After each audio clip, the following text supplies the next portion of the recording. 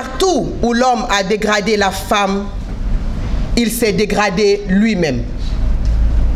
Je ne saurais commencer en ce mois de mars sans rendre un vibrant hommage aux femmes, à ces femmes pionnières d'Afrique qui ont tracé le chemin pour l'actuelle génération.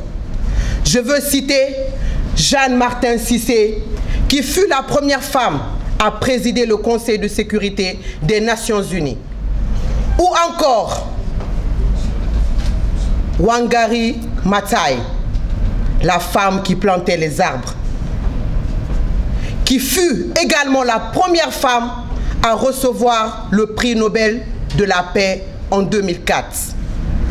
À ces femmes qui incarnent le leadership féminin au quotidien, comme la reine du poulet du Sénégal, Madame Anta Babacar Ngom, et la redoutable magistrate Fatou Bensouda, procureure générale de la Cour pénale internationale. À ces femmes qui n'ont jamais cessé de militer pour les droits des femmes, comme l'incontournable Simone de Beauvoir, qui disait d'ailleurs, on ne naît pas femme, on le devient. Il y a un célèbre adage qui dit, derrière chaque grand homme se trouve une femme. Et oui, il faudrait utiliser le mot grande, car si l'homme est grand, c'est en partie grâce à la femme. Je vais vous raconter une anecdote.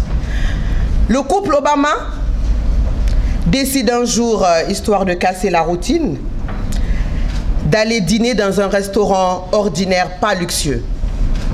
Une fois sur place, le propriétaire du restaurant demande à parler à la première dame, au service secret du président, chose qu'ils acceptent.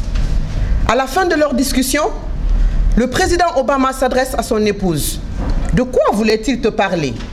Michelle répondit à son mari, « Cet homme que tu vois, il était amoureux de moi lorsque j'étais adolescente. » Et le président Obama lui dit, « Alors si tu l'avais épousé, tu serais devenue la propriétaire de ce charmant restaurant. » Elle lui répondit, « Non, si je l'avais épousé, il serait président. » Et oui, partout où l'homme a dégradé la femme, il s'est dégradé lui-même. Ellen Johnson en est la preuve vivante. Longtemps battue, humiliée, marginalisée par son époux, cette dame de fer à l'africaine a su s'imposer de par sa détermination et sa persévérance en devenant la première femme élue au suffrage universel à la tête d'un État africain, qui est le Libéria.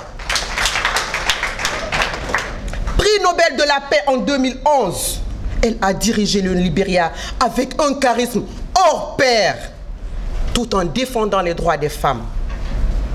Mesdames, messieurs, retenez ceci, la femme, de par notre Créateur, est un être qui mérite amour, respect et considération.